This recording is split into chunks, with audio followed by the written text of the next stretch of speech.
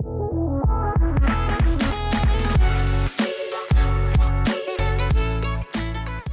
everyone, and welcome to your first lesson, the evolution of Forex.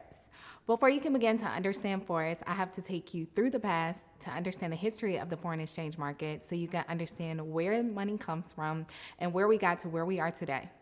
In this lesson, we'll be going over the evolution of money, transitioning from the bartering system, commodity system, coin system, paper money, the Bretton Woods system, and ultimately what we have now, the foreign exchange markets. Understanding the history of our money, monetary system, the evolution of where it was to where it is now will definitely put you in a better position to capitalize on the movement of money. First up, we have the bartering system. The bartering system was a system of exchange between goods and services. They didn't have cash back in those days, so goods were literally exchanged by a transfer of materialistic things or items. Back in the day, people literally traded everything. They traded livestock, so when you think about slavery, it was the trade of people, and some people even traded skills. So let's say in today's terms, someone's good at personal training and their client's trying to lose weight, but the client is good at websites. So the client says, hey, I'll build your website if you train me for free. That's an example of modern day bartering system. Now, in that time, you would see bartering systems in societies that did not have good economic advantage, but the bartering system failed because it isn't good for a lot of reasons. Let's say I have something that isn't as valued as something as you have. So back to the personal training example. Let's say a trainer charges $300 a month, but the website being built is $1,000 value. The trainer will have to offer 3 months of free services to equate to what the website developer is giving. That's an example of modern day bartering system, but it was the same back in the day. So next up, we have the commodity system. Now let's talk a little bit in depth about the commodity system because throughout history, there have been 4 main categories of commodities. So we have energy commodities like crude oil, natural gas, and gasoline, metal commodities like gold, silver, and platinum, livestock commodities like pork and cattle, and agricultural commodities like corn, wheat, rice, cocoa, and sugar. In slavery days, they used cotton. However, all of these commodities were traded as units of measurements. But the problem was these units of measurements go by weight. Therefore, the transportation of these things posed a problem. In today's society, we use gold, but you'll never hear someone say, hey, let me go get this bar of gold out the safe so I can pay for this and I'll be back. So clearly the commodity system didn't work and we transitioned to what we have is the coin system. Now, the coin system introduced a new idea of universal economic value dating back to 700 BC.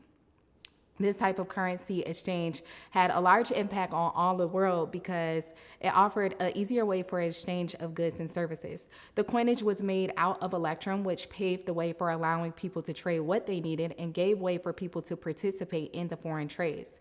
However, coins were extremely heavy, transitioning to the invention of paper money by way of the Chinese.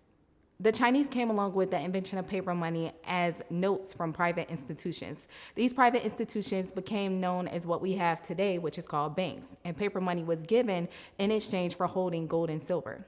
There were huge disadvantages to paper money, such as paper money could easily be counterfeited, kind of how currency is today.